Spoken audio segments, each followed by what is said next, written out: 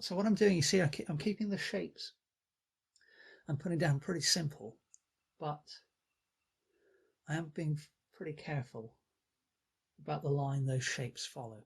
So I'm following the contours of the face. I am mimicking in a simple way the highlights I'm seeing. But what I'm doing is I'm enhancing those colors so that, they're obviously, then, you'll see in the reference, they're nowhere near as bright as the way I'm painting them. But again, as I've said in previous videos, I believe, and one of the things I enjoy for my kind of art is that having used the reference photo to get things going, then at some point I want to depart from reality a bit and create my own world, as it were. And while I have that same color on the brush, I'm just going to indicate the line that the necklace is following.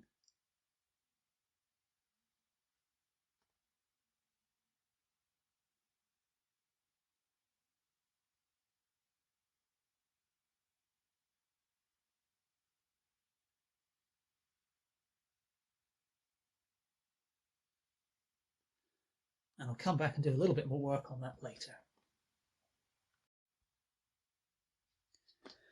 So far, the majority of the palette is reasonably cool and subdued. And I want to try something a little bit not out of the ordinary, I suppose, but just a little bit in the opposite direction for the hair. So there are some orangey brown highlights in the hair, kind of middle highlights. So as you can see, I'm grabbing a good amount of the cadmium yellow light and mixing that in with one of the highlight colors I used for the face earlier. And then next I'm just grabbing a touch of the alizarin crimson. I think I probably want a bit more than that. So I've mixed up, well, it's pretty much an orange. And I don't know that this is going to work that well, but we'll see what it looks like. No, that's way too bright. That's way too bright. Okay, so let's get some more of the alizarin in there. We'll see how that works. So that's not really tonally appropriate. In reality, it's much more subdued, but I quite like that, I think. We'll see what happens.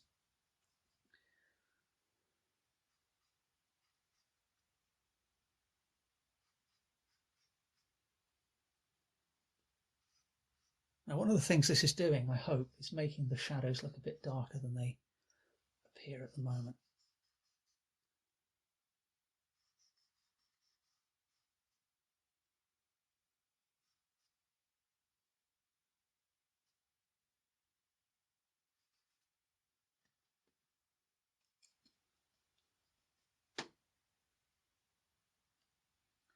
Now the next question is, can I get away with using some of this color on the face? Well, let's find out.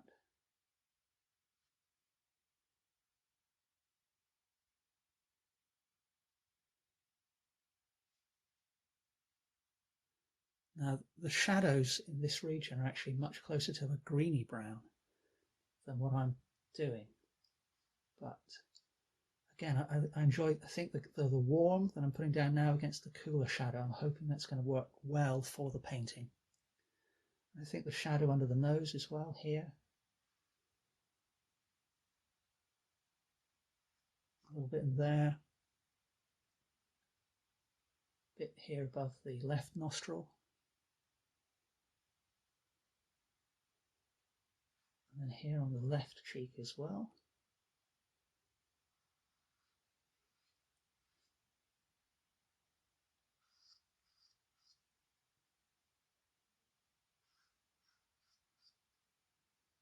So by layering our shadows in this way, we get a much more interesting effect than if we just, than we get with the initial treatment where, I'm just putting